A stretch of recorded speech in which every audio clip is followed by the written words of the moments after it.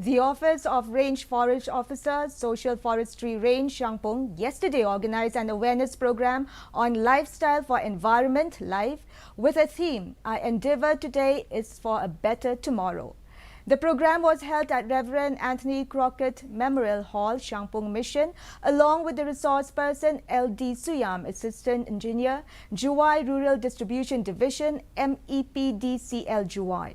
The awareness was chaired by MC Suchiang, Forester 1, participated by Matriculate Students Village Organization of Shangpung Mission, Headman of Shangpung Mission, RN Suchiang. The resource person LD Suyam said that the role of an individual is to live life with the surrounding and interconnection of human being with the environment.